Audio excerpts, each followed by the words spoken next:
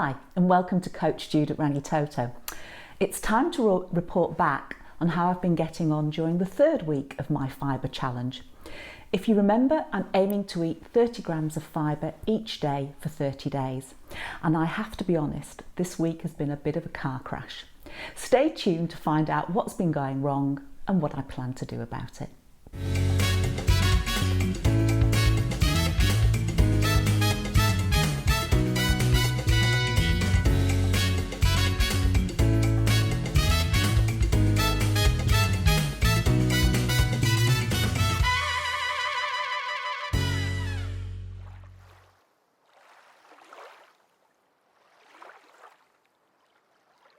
So first, let's focus on the good news.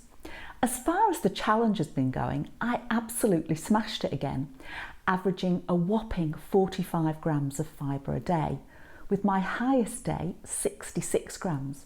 That's more than double my target. This was despite being away for the weekend and having several other meals away from home. So my plan to tackle these events worked really well. The discouraging news is that I've gained 2 pounds. Now, this isn't exactly unexpected, as I certainly haven't had a calorie deficit this week, and my average intake of carbs has been much higher than I would typically consume.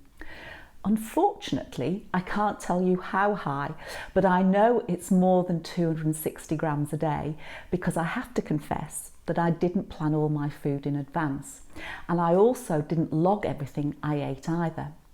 So what's been going on, what can I learn from it, and what can I do differently in the future?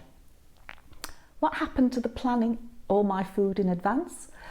Well, I think I was suffering from a lack of headspace. It wasn't time, I did have plenty of that, but my mind was occupied weighing up options for various fairly major decisions I've been considering. Essentially a classic case of life getting in the way. The solution to this is to set aside a specific time to do it. This worked so well for me when I originally lost all my weight, when my time was also very limited. To do this for the whole week typically only takes about an hour at most, and then my head is free to engage in anything else it wants. The failing to log my food was caused by some fairly obvious ostrich behaviour. If I pretend something is not a problem and ignore all the evidence to the contrary, then essentially it won't be a problem. Complete and utter BS, but I bet I'm not the only one who finds themselves in this place. What I found myself doing was, as long as I had comfortably reached my fibre target, I found myself less motivated to actually record everything I'd eaten. To give an example, last night at dinner with a group of my friends, there was half a dozen chocolates that somehow never got entered into my food diary. However, my body knew full well I'd eaten them and far exceeded my normal sugar intake by rewarding me with a sugar hangover the next day, including a full-on pounding headache that really wasn't welcome. Now, I think this behaviour is really interesting, but so frustratingly counterproductive.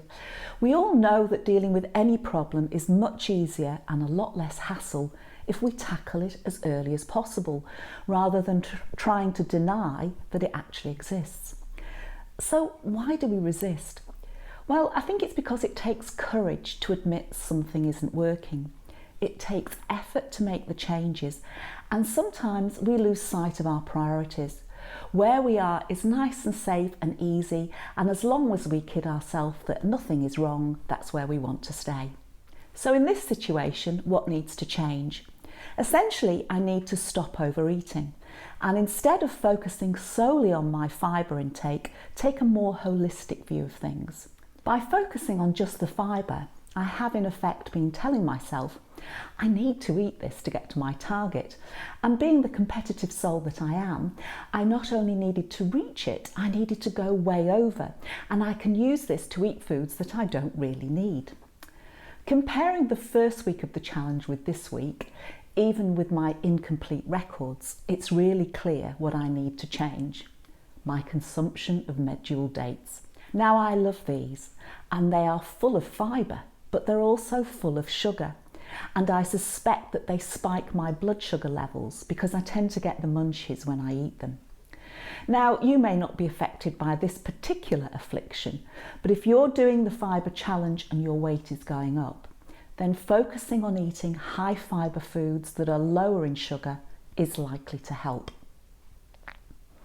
So for the remainder of the challenge, I'm going to body swerve all dried fruit and look to boost my intake of things like avocado, oats, berries, legumes, hummus, here I come, and nuts and seeds.